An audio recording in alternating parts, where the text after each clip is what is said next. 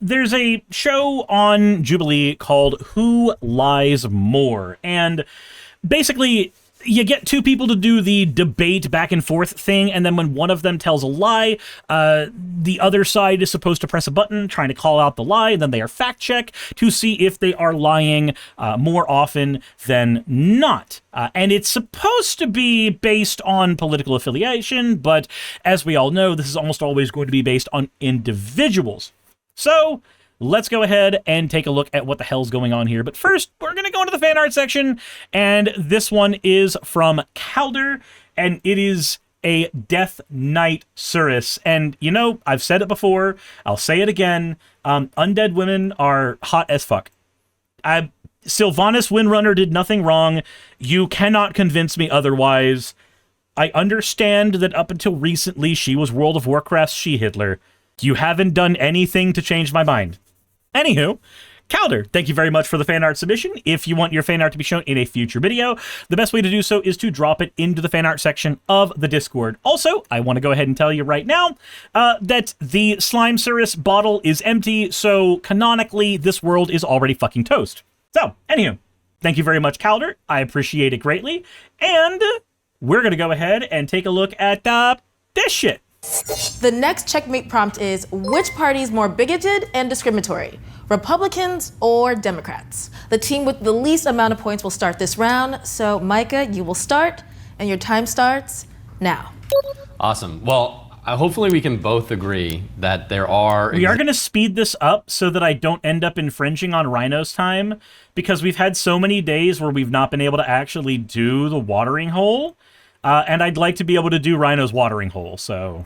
Examples on both sides that we would say are bigoted and false, and we could point to individual examples. Yeah, I mean, historically or present day, I think that you could point to examples of prejudice for sure. Yeah. Something that I think actually shows a little bit more of a trend on this when it comes to the left is just the amount of leftists that are okay with political violence. Everybody is okay with political violence. I think that this is something that I am going to beat into the fucking dirt until people realize everyone is okay with political violence. Every single human being. If you are okay with police officers, you are okay with political violence. If you are okay with the military, you are okay with political violence. If you are okay with self-defense in a protest, you are okay with political violence. Every single one of those definitionally is a form of politically motivated violence. Ergo, political violence. Whenever somebody says that they are not okay with political violence, their stance is, and I quote, I am okay with political violence as long as it is not past my personal line. The only thing that changes person to person is where that line is drawn. And I think that's really the ultimate form of bigotry and discrimination, is when you're willing to commit violence towards someone else just because of their political views. What if your political view is, I think that you and your entire family should die? I think you and your entire family should be genocided. I don't think that it's bigoted to fight against that. Confirm, are we debating the overall attitudes of movements that's political, or is it specifically the parties? Because I don't know any politician within the Democratic Party that's endorsed that. At least the prompt, was the parties, right. But obviously like left. Okay, so if we're talking about the Democrats, why are we talking about right versus left then? That's just right versus slightly centery right. Make up Democrats. So, okay, well, let's talk about party, because I'm not going to agree that we should be endorsing political violence, especially against like prominent conservatives. I know you're referring to the big CK, you know, rest in peace, rest his soul. For the parties themselves, like, I'm really excited about this format because every single time somebody says, I am Charlie Kirk, my first question is, why are the words coming out of your mouth not... Because, like, if you were Charlie Kirk, that's the only thing you'd be able to say at this point. Just talk about trans issues, there seems to be this obfuscation from like empirical data into like this more fear-mongering mindset towards trans people. So now that we have fact checks that are here, would you say there's like an epidemic of trans shooters, like national figures like Matt Walsh or Michael Knowles have claimed? Well, I think you're moving away from what I was saying to begin with, but I wouldn't necessarily claim that. Okay, cool. So we finally have conservatives, because they're being fact checked, agree that that's not an actual issue. Well, it's also actually just because I'm separate from like... Ray Akuma says, isn't the political violence in a self-defense situation during the process from the aggression? Right, I don't care. If I shoot somebody in the face, there is no world in which that is not violence. If I shoot them in the face because they came into my house and threatened me, I still did violence to them. If I defend myself in a protest, I was there for politically motivated reasons in the first place. And I was attacked for politically motivated reasons, and I am defending myself as a direct response to both of those things. Your line in the sand may look different. That doesn't change jack. and Matt Walsh. Well, I'm I don't saying hold to everything they hold to. Right, but you've ignored what I brought up at the beginning. Specifically for the Republican Party, like Donald Trump, for instance, made it one of his first priorities when getting back in office to specifically tackle the trans issue. Do you believe that was a culture war move, or that's indicative in reality and empirical data? So again, you're just ignoring everything that I we're brought not up gonna at the address that. beginning. No, because you don't want to address it, because I think Oh, I see that's the 1%. But Dominique, did you press the button? Yeah. All right, what claim did you want fact checked? Trump targeting trans people. So, all right, Trump targeting trans people. So, would you say that the executive order that was specifically kicking trans people out of the United States military, would you not say that that is a direct targeting of trans people? Because I would. Day one executive order. Day one executive order. What was the specific? Do you remember what he said? Yeah, the Trump administration's policy of targeting trans children. Children. Or Trans people. Trans people. All right, fact checkers, do your thing. She sure is thinking of kids a lot. We should probably let it go for a little bit longer, but That might turn into is what it is. All right, Mason, you claim the Trump administration targeted trans people on day one. Fact checkers have come to a verdict, and they say it is true. The second Trump administration made transgender policy an explicit and prominent early priority. On day one, Trump signed an order to restore, quote, biological truth in federal policy, but ordered the DOJ to target supposed radical gender ideology. All right. Oh boy, a right-wing person being wrong about the God Emperor himself and his policies? The sky also is sometimes blue. Did you know that? So that's plus 1 point for the liberals. The current score is now 4-2. So Micah, thank you, but we're gonna have to return to the podium. All right, Dominique, we're gonna start with you, and the clock starts now. Okay, so going back to the fact check that I got wrong, I think just talking about rights and whose rights. So for example, even like men, biological men in women's sports. So to me, I view that as protection of women's rights, not the taking away of trans rights. Yeah, and I understand the perspective. I've heard it said a lot by prominent conservatives. So my argument was not that Trump's sending like the military after trans people, even though he did just classify pro-transgender groups as anti-American that should like receive law enforcement going after them. But that's a whole different issue.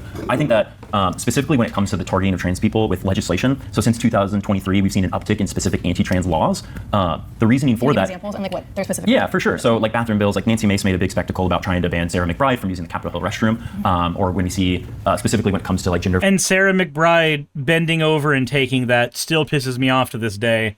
I'm sorry, that's the kind of thing where you don't go, I'm gonna just pick my battles on this. You go, oh right, I'm an elective representative of a minority group. Perhaps if I bend over and take this in front of the entire fucking nation, it sends the wrong goddamn message to the community I am supposed to represent as a politician. Anyways. Affirming care restrictions in places like Texas and Florida, even though gender affirming. For what ages? Well, first, the Indoctrinating Society has already stated, and as well as the American Medical Association, that gender-affirming medicalization care is not prescribed to anybody under the age of 12 years old. So there's no medical professional that has prescribed. How is that got? Okay, hold on. That gender-affirming medicalization care is not prescribed to anybody under the age of 12 years old. So there's no medical. How is this man surprised? Other than the fact that he's stupid enough to wear an I Am Charlie Kirk shirt, I hope that that's not indicative of the rest of the ways that his neurons fire. But Jesus Christ. Professional that has prescribed that, like no cases. Yeah, I would even fact check that. Okay. Am I supposed to? You can keep talking. Sorry, I was just trying to bait them into fact checking. I like how none of them were like, maybe we should press the button. Nah. They're all just kind of sitting there realizing that pressing the button's probably not a smart idea at this point. Okay, so I think there's like a few things here, right? So in California, they have AB 1955, which encourages schools to allow adolescents to socially transition, and they don't have to relay that to the parents. Right, so socially transition. Yeah, socially transitioning. They're allowed to have a different name that is a nickname. Nicknames are okay in modern society, you moron. Right. So this is completely different than medicalization. Would you agree with that? Yes, and Okay. so far as so we're moving off 12 medicalization because you see that argument. I don't see the argument. Should we? So we're moving off medicalization because you're seeing the argument. Well, no, I don't. Okay, cool. Then we're on medicalization. We're still talking about that. Let's continue. Well, no, I'm not ceding the argument. Then we're still talking about it. Old Gus says, but it is indicative, Suris, his neurons fire the same as Charlie's. Old Gus, I'm sorry. Do his neurons fire back into the left? Wild. Focus on medicalization then instead of going to social transition? Okay, can we talk about both, and can I address the Sure. Which one would age you like as to talk about first? Okay, so talking about the age of 12. Yeah. A lot of people haven't even finished puberty by the age of 12. Correct, which is why it's not recommended by medical. Yeah, they haven't finished puberty. Some people haven't even started puberty at the age of 12, ma'am.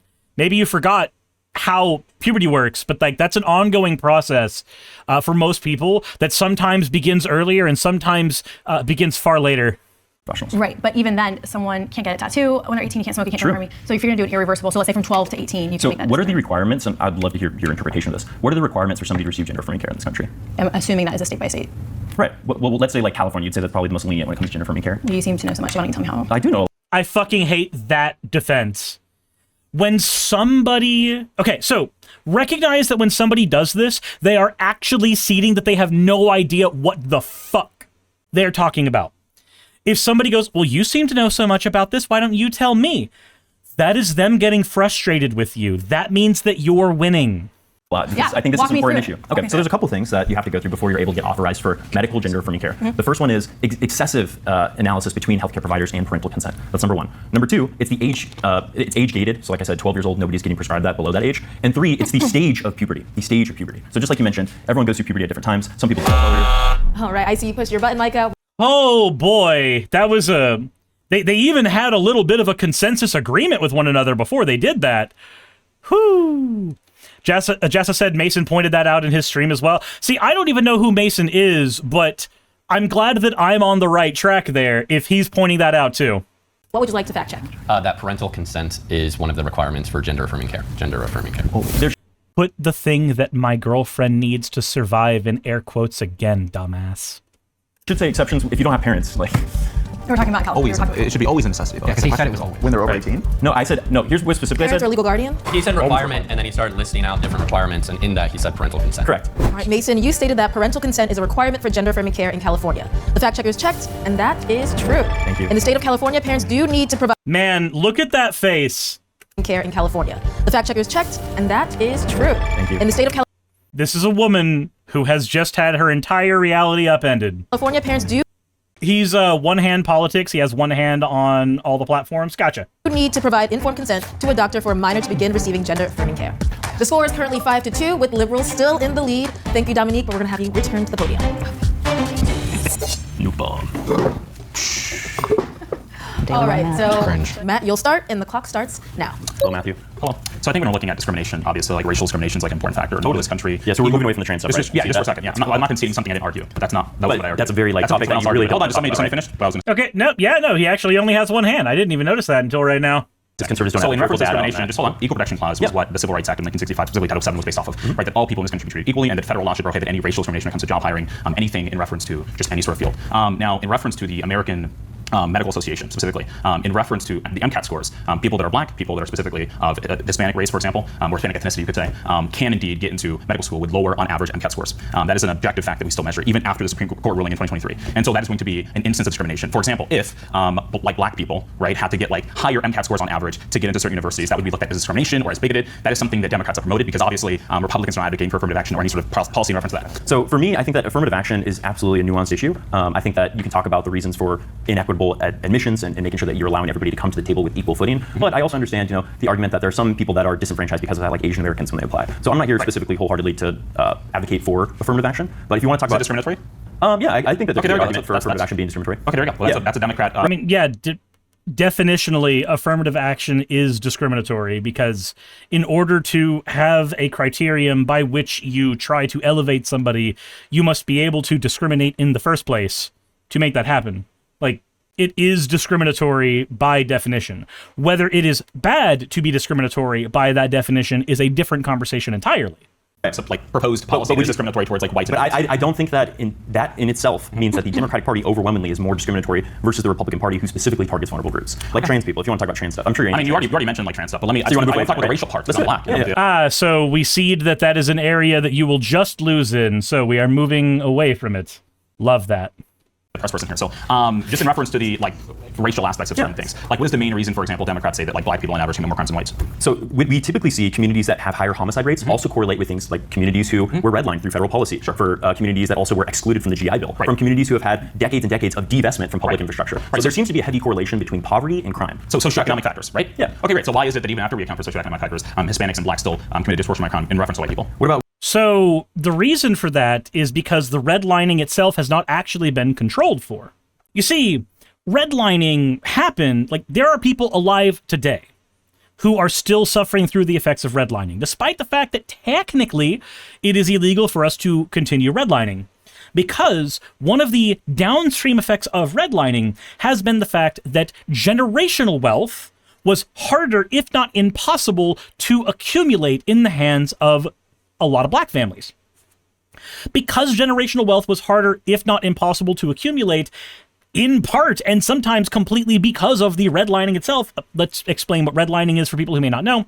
Redlining was the idea that you should have a red line drawn on the map, and people on one side of the red line are able to get approved for bank loans for houses, and people on the other side of the red line are not able to get approved for bank loans from houses. Now, the redlining was done during a time where we had racially segregated neighborhoods, where it was completely normal for you to have just a black neighborhood and just a white neighborhood. This was your separate but equal stuff, but your red line was there, so it really wasn't equal. Now, it turns out that when you redline, oftentimes, because you're denying people house loans, you're forcing people to stay in the apartment complexes. Now, there's nothing inherently wrong with apartments. I actually like the idea of apartments to a degree. I think that that idea should be expanded into housing for everybody that they simply have access to by being an American citizen, period. Or just being here in general. But that's not happening in my lifetime, probably. I don't know. Finland managed it. We can fucking do it. But when you do that, certain things like, say, your mortgage payment that you might be able to pay off in 30 years.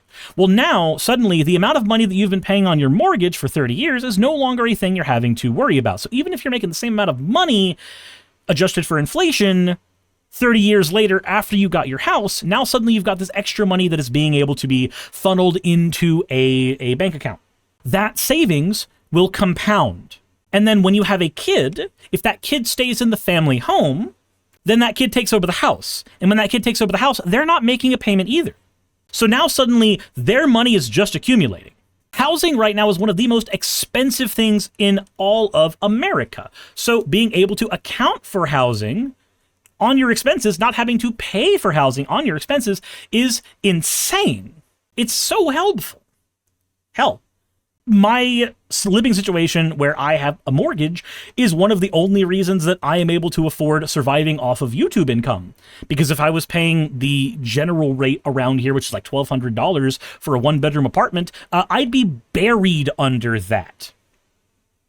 So, after a handful of generations, where every paycheck, $300, $400, $500, $600, $700, whatever the fuck your mortgage was, is being sacked away into an account, even if progressive generations afterwards are not making as much money as the previous ones, they aren't having to spend as much either, and so it not only balances out, but it often ends up allowing them to accumulate wealth. A handful of generations of accumulating wealth, and you get somebody who is nouveau rich. Somebody who has enough money to be middle class, where they are able to work for a certain amount of time and then retire well before the national retirement age.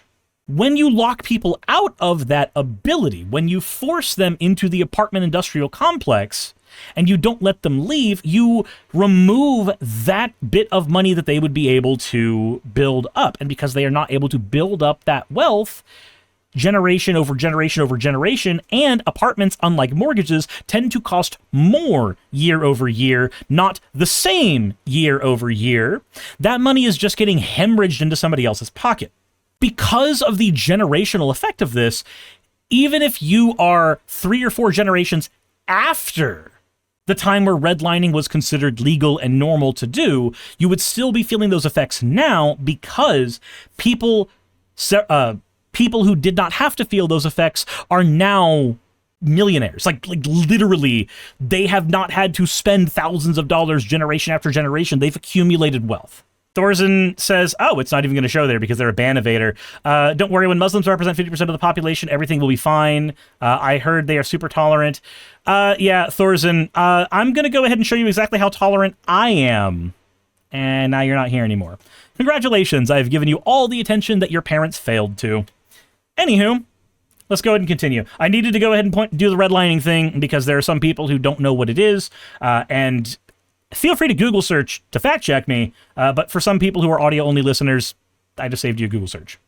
With Asian people, you'd say Asians commit less crime, right? Yeah, East Asian specifically, because Asians is a broad term. I don't want to use the term Asian. That's very lumps in different groups, and that's just. Look at this guy. He came prepared. Yeah, so Laotian people, Cambodian people, the Southeast commit. This is literally at the same level. I'm glad that we agree. Yeah, I'm glad that we agree that hate generalization is not good. And this is why we have to have like a more right. So my explanation for this would be cultural reasons also. And like cultural familial, hold on for a second. Yes, go ahead. So cultural and familial reasons, I think, is the reason why there may be a higher homicide rate, for example, amongst black people or Hispanic people than, for example, obviously like white people. Because what we do find, and you guys can all fact check this as well, is even after accounting for socioeconomic. You're talking to me right here, buddy. Right. You and your whole team. I want them to fact check me on this. Yeah. Well, can I explain after we account? Like, for example, I have to give your team a chance to get points, my dude. You guys are so far behind. Let him finish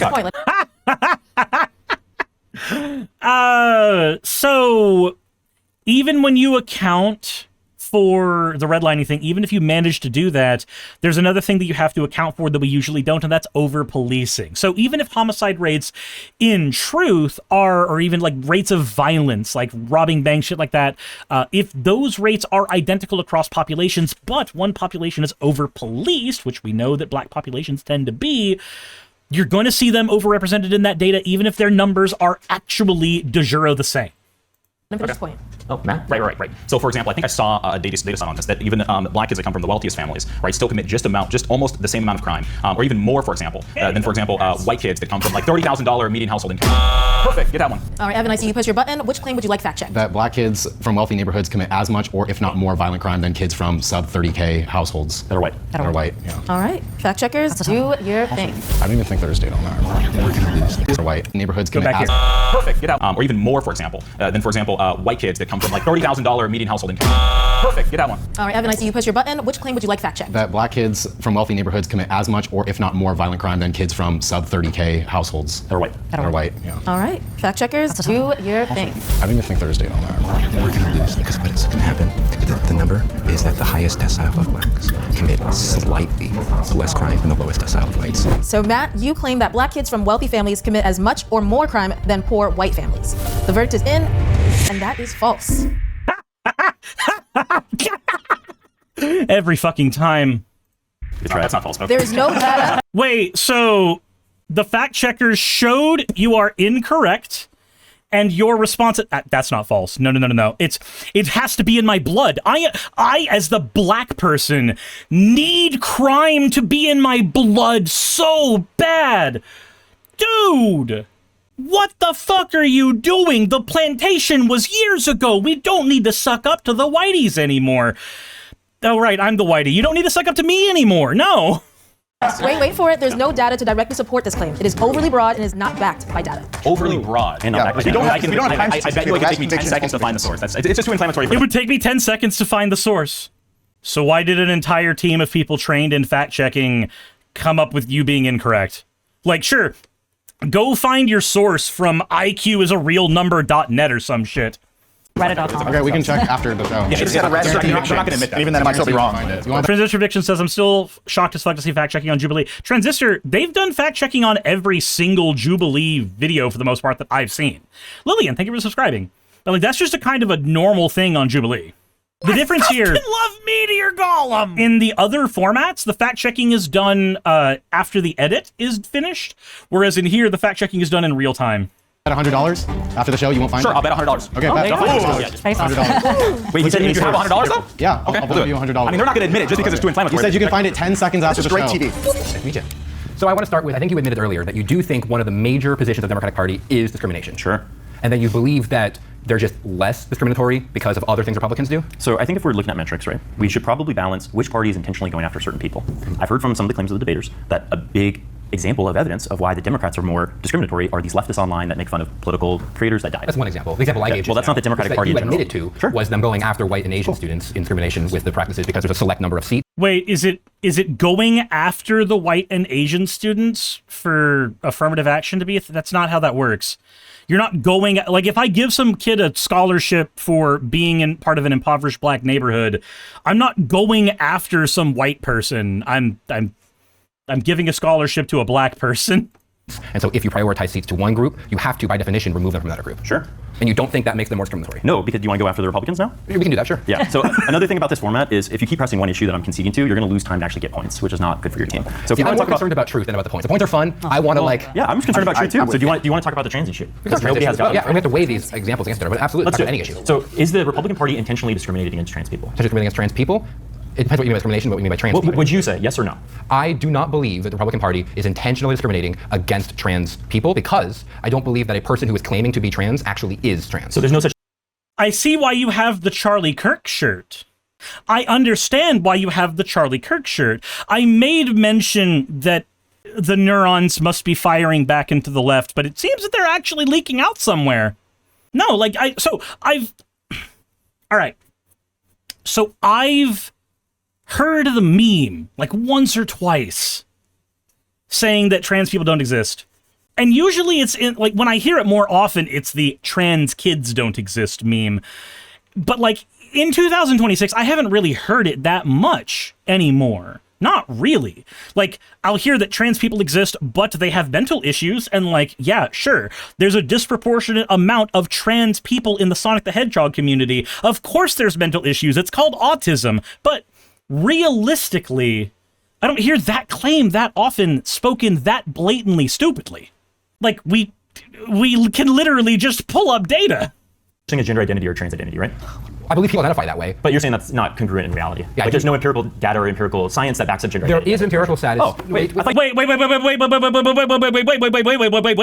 Wait. So, hold on. Not real. Backed by empirical data. You guys know I keep my gun right next to me, right? Like, I'm really considering just... man... Jesus Christ. That's one of those things where I'm just like, man, I want to go outside and I just want to shoot a tree. Like, I just need to pop off a few rounds into a tree. That's all I gotta do, man. Just to get a little bit of stress out. I tried, I was like, oh, shoot a tree. What the fuck did you think I meant? Right, no, okay, so, literally, the only thing stopping me is that I would have to unload my magazine and load it with slugs. Because my magazine is currently loaded with hollow point because you use hollow point for defending a house, because hollow point doesn't move through the human body very easily. And I have Full Metal Jacket ones that I'm able to use for plinking that I am also not supposed to use for plinking if I'm at the range, because the range is indoors and there's some weird things about that. But I would have to swap the ammo around because I only have the one magazine for this particular gun that is near me. Banned Suris reason Fed posting. Shooting a tree is not Fed posting. What? Sorry, I don't speak American. No, you cannot cut me off. I'm about to describe how it's you care about truth. I do, and if you care about truth too, you won't cut me off like that. Truth. Okay. Truth nuke. Okay. There is some data created by gender studies and other gender studies affiliated programs which try to suggest this. The empirical system of actual gender of male and female. My guy, I'm sorry, but your lisp is a little hard. I think you're in the wrong political party. I think you are going to be discriminated against far faster for who you are in the party of people you're defending. Male does not support these ideas, despite the fact that there is some evidence produced by organizations which have the intention of claiming. Yes, I call on you. So Go ahead and speak. What is the empirical system of male and female that you referred to? The empirical system? You said the empirical system of male and female. That's what you said. What, can you explain what that is? Yeah, so we want to talk about like what empiricism is. Dorito says, hold on, I have a list, but I'm like 99% straight. Right. But he's a Republican, so I know what his Grindr account looks like. Versus rationality, and so like the idea of what makes something empirical would be about collecting in just a second. Visual right. or I want to see the fact check. Right. So what would you say the scientific consensus is on gender in America? Oh, the majority of gender scientists believe that you can change. The majority of gender scientists? You mean scientists? You mean scientists? Your gender, or that you could be a gender that is not. Let's move from gender science. Let's talk about people. Let's talk about medicine. Right. Let's talk about the American Medical Association. Let's talk about the American Psychiatric Association. Yeah, these are politically minded organizations. I will agree with you that they say that. So they're not politically minded organizations. All right. Yeah, Japagio's right. His jawline's a little weak to be making these claims. Okay, let's go ahead and see. What do we got? What we got, buddy? I think they're wrong. All right, I see. Z, you pushed your button. I did. Politically minded. Which claim would you like to fact check? He said that the American Medical Association is a politically minded organization. How did I fact check? That's on me. You feel like they're politically biased? Yes. Politically minded, and maybe. Everyone's politically biased, you dumbass. Oh my god, okay. I should have said biased. Yeah. What it sounds like is politically motivated. Although politically motivated and minded. Yeah, those are different things, unfortunately. I think they're the same. That's what I meant by minded. All right, Jake, you stated the American Medical Association is a politically minded organization. The fact checkers checked, and the verdict is that is a true claim. The American Medical Association has a political action committee and engages in political advocacy, giving both political sides of the aisle. Yeah, again, like I said, there is no world in which that could not be the case.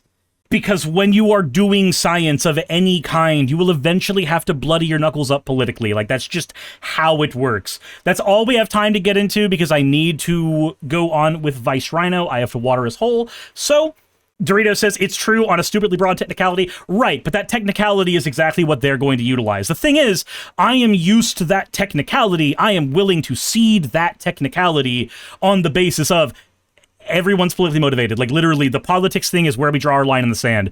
I don't think being trans is political. I recognize it is, technically speaking, but I don't think it is. That's my line in the sand. Where's yours? Anyway, thank you guys for watching. I am going to go over with Vice Rhino and go record videos with him now because he's cooler than the rest of you. Hey, you made it to the end. I want to give an extra thanks to the patrons who allow me to do this full time. I want to thank Aaron Rail, Astral, Britzkrieg, Jemshin, Poundini, Red Joker, Victoria, Jonas, Craig, Tarika, Fireshard, Smiling GM, John, Dren Hadamada, Creeper, Sagitt, you know I'm not saying that last part, Sylvie Snow, Valis of Seraph, Ottoman Angel, Rooster Rachel, and Fire Panda, who are all my $20 and up patrons.